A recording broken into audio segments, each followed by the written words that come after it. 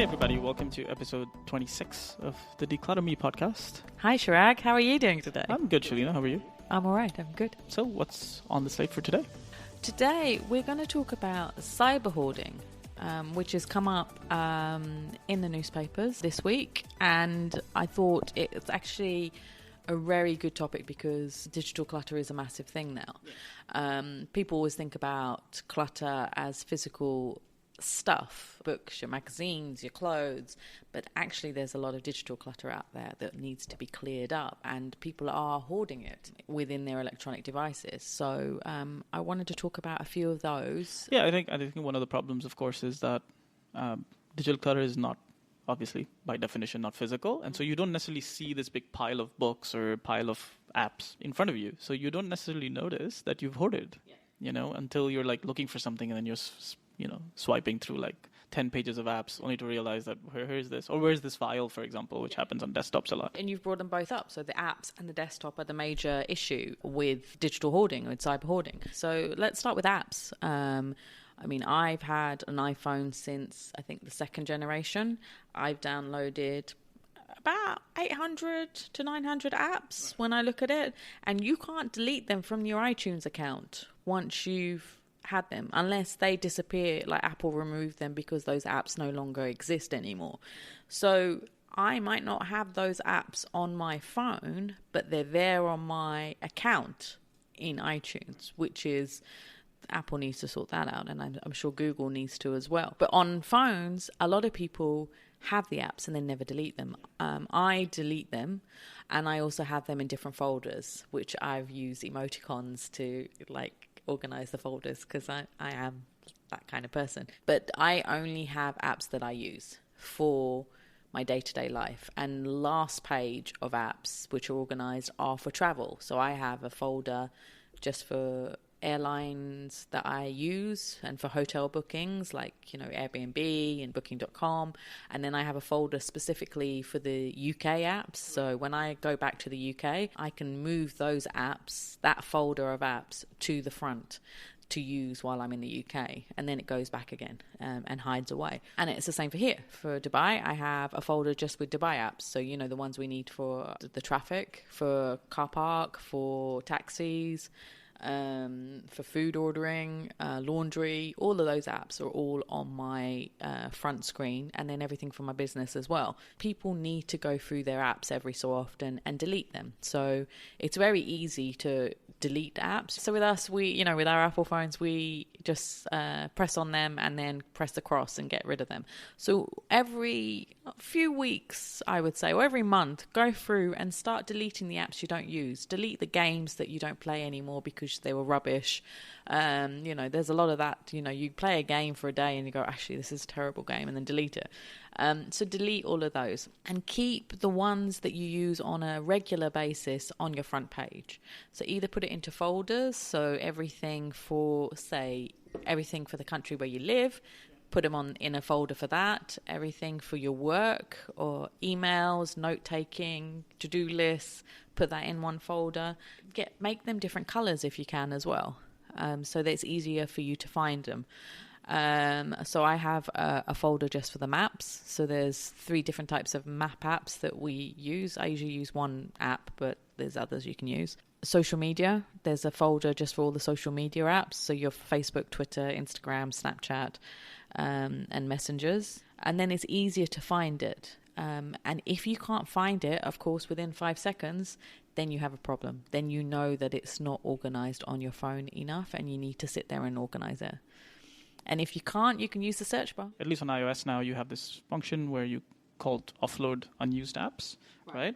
So I think you have to manually activate it. Once you do that, any app that is not used in, I think it's 30 days, but could be 60. I think it looks a little bit of a pattern thing to realize. What it does is it actually just offloads the app from your phone. So it keeps the icon there, but you'll see a little cloud icon below it with a download sign that tells you that, hey, this app has been offloaded, but if you want to use it, if you tap on it, you will re-download it. But it's actually a nice way to get a sense of the apps you don't use, because, when you go through your screens, if you see that happening and I've used that to delete apps in the past where I've been like, wow, okay, this app has been offloaded, and I look at the app and I'm like, well, actually, I have no use for this. I've never used it, or I used it once. My phone has, I think, a maximum of like 3 3 pages and that's it generally. So that's one really useful way to do it. One of the things that I started doing during the first week of the new year, I post my home screen on my blog. And there's tons of people that do this all over, and we tag each other and stuff like that. But the idea is to see how your home screen has changed over time. Oh, wow. Yes. But what I start doing is I go back to last year's and take a look and see what was on my home screen last year and what was on my home screen this year. And invariably, there are times when I'll be like, this app has featured on my home screen like twice or 3 times, but I don't use it like at all. It's just there. And it's just a nice way to like just look back and be like, are the apps on my home screen really ones that I use? Yeah. It's interesting just as a pattern as well, because obviously in the last 2 years, like podcasting apps have moved closer and closer to my front screen, and now on my front screen as well. I've got a folder of them because occasionally I want to check that the new episode has published and is showing up in the feeds and those kind of things. But it's very interesting to like just analytically look at. And also it's another way to see what apps have come out over the years and to see what you use more now, because it's changing the landscape, isn't it, with all these apps?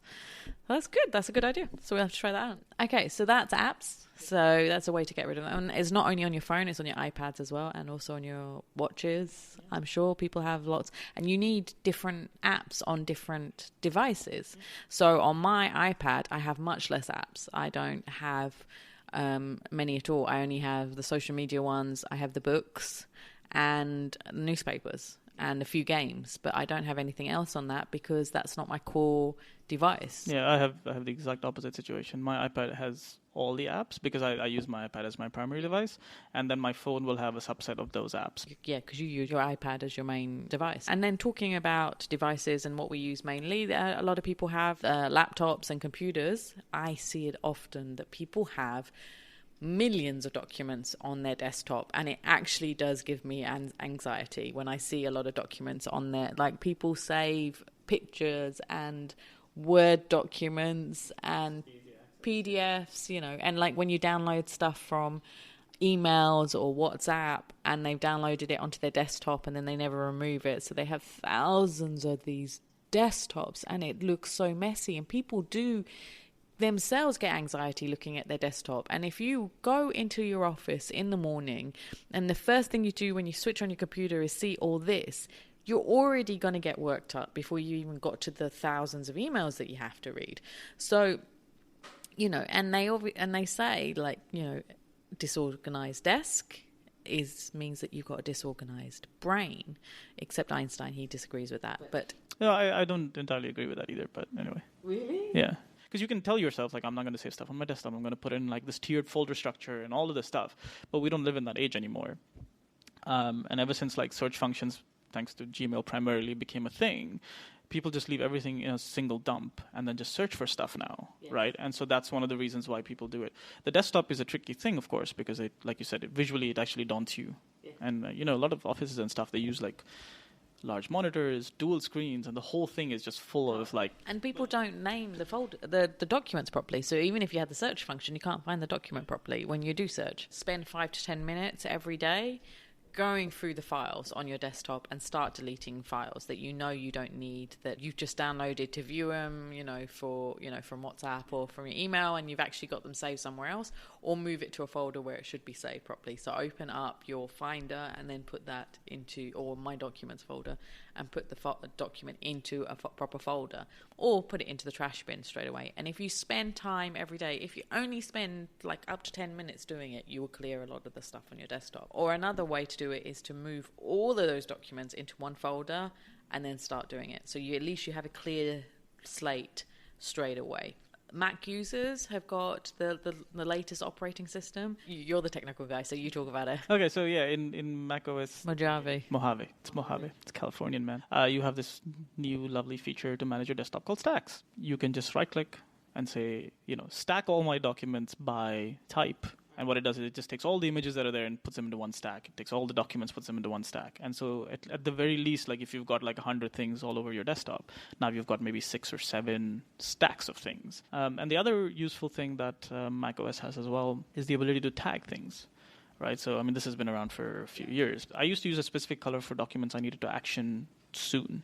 So then what happens? You just look up the stuff that you've tagged, and it's quick and easy. And then you have a tag of 10 things, and you're like, okay, these are all the documents I need to process. What you talked about with the stacks, with the tagging, is similar to the concept by David Allen in his Getting Things Done book. There is much more processes that have to be used when you use that process for getting things done. But yeah, part of it is tagging and color coding. So, if you're that kind of person and into that, then that's a good system to use. Yeah, and I think the other thing that I used to find really handy, because this is, I think, where like a lot of this clutter comes from, is downloads, right?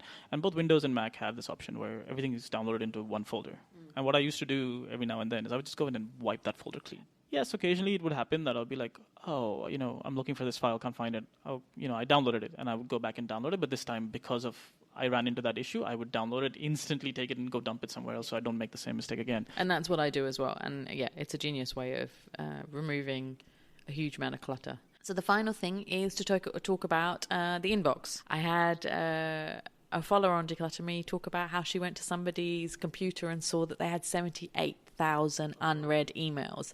That just gave her anxiety, and just reading it made me have anxiety. And so what I always suggest to people is, as soon as you get an email come in, especially when it's a newsletter or one of those emails from companies, if you're not interested anymore, unsubscribe. Like, click on the unsubscribe immediately, delete that email and get it out of your inbox, and you'll start getting less emails slowly but surely. So it'll go down in number.